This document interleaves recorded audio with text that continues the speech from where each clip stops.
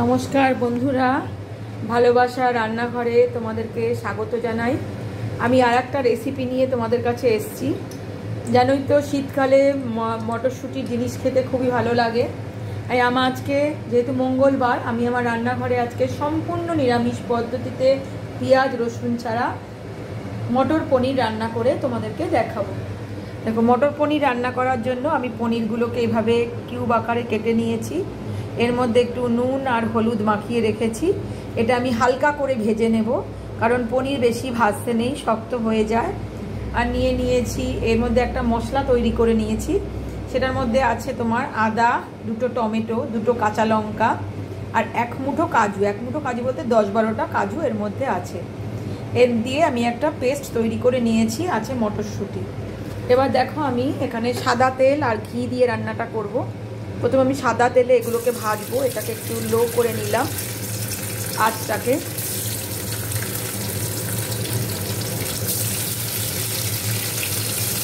তোমরা যারা কাশ্মীরি লঙ্কা খাও তারা এই পনিরটা ভাজার আগে কাশ্মীরি লঙ্কাও মাখিয়ে নিতে পারো। আমি যেহেতু খাই না, ওই জন্য আমি শুধু নুন আর হলুদ দিয়ে এটাকে হালকা করে ভেজে নেব। পনির বেশি ভাজবে না, পনির কখনো বেশি ভাজতে নেই। দেখো, মিডিয়াম আছে আমি এটাকে রেখেছি। এক পিঠ হলে আবার এটাকে আমি উল্টে দেব। দেখো বন্ধুরা, পনিরগুলো এরকম হালকা ভেজে আমি তুলে নিয়েছি। এবার যে সাদা তেলটা আছে তার মধ্যে আমি 1 চামচ মতন ঘি দিয়ে দিলাম। ঘি দিয়ে এই রান্নাটা করলে গন্ধটা খুব সুন্দর বেরোয়, খেতেও খুব স্বাদ হয়। এবার আমি এর মধ্যে 2 এলাচ, 2 দারচিনির টুকরো, 2 লবঙ্গর টুকরো দিয়ে দিলাম। দিয়ে আমি এর মধ্যে এবার একটু জিরে ফোড়ন দেব। দিয়ে ভালো করে এটাকে আমি ভাজবো। গন্ধটা খুব সুন্দর বেরিয়েছে। গন্ধটা যখন আরও ভালো বেরোবে, তখন এই যে মশলাটা আমি তৈরি করে রেখেছিলাম, এই মশলাটা আমি এর মধ্যে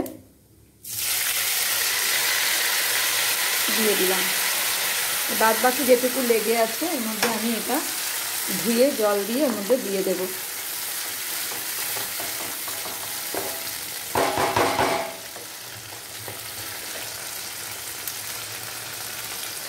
এবার আমি এর মধ্যে দিয়ে দেব আমার ধনে আর জিরে একসাথে বাটা থাকে, গুঁড়ো করা থাকে বাড়িতে। ধনে আর জিরে একসাথে আমি 2 চামচ দিয়ে দিলাম একটু লঙ্কার গুঁড়ো,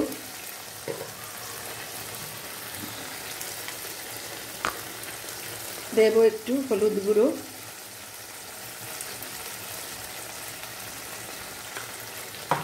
দিয়ে টেস্টের জন্য চিনি দিয়ে দেব, একটু নুন দিয়ে দেব।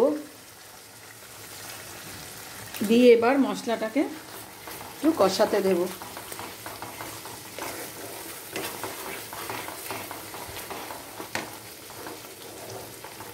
মশলাটা ঢেকে দিলাম, কষুক। মশলাটা যখন তেল ছেড়ে গেছে, দেখো মশলাটা এখন তেল ছেড়ে গেছে। এর মধ্যে আমি একটু দিয়ে দিলাম 1/2 চামচ বেসন। দিয়ে ভালো করে মশলাটাকে আবার নাড়াবো, ভালো করে নাড়িয়ে দেবো। দিয়ে আমি এর মধ্যে যে বাটির যে ধোয়া জলটা, মশলা ধোয়া, সেই জলটা আমি এতে দিয়ে দিলাম।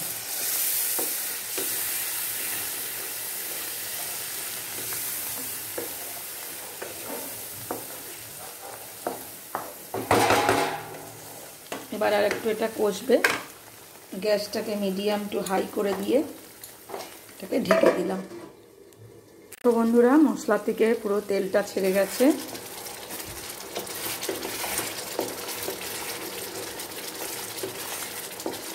এবার আমি এর মধ্যে মটরশুঁটিগুলোকে দিয়ে দিলাম।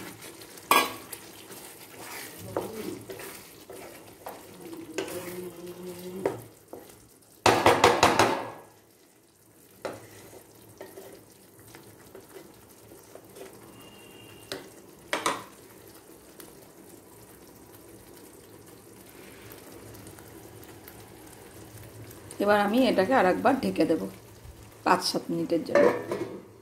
বন্ধুরা আমার এটা হয়ে গেছে, মশলাটা পুরো রেডি হয়ে গেছে।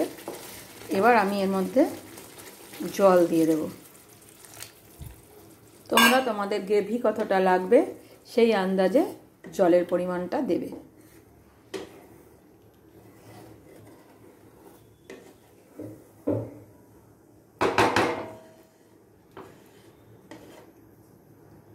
এবার আমি একটু গ্যাসটাকে হাই করে দেব এটা ফোটার জন্য।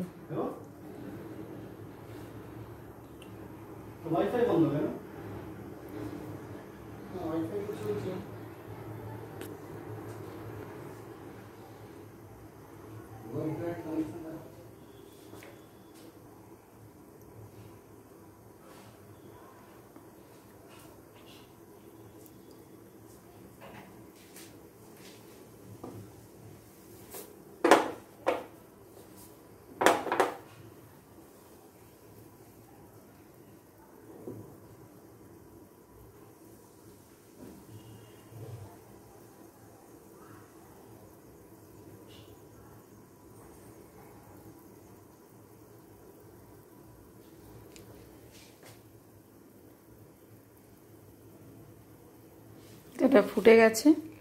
এবার আমি এর মধ্যে পনিরটা দিয়ে দিলাম।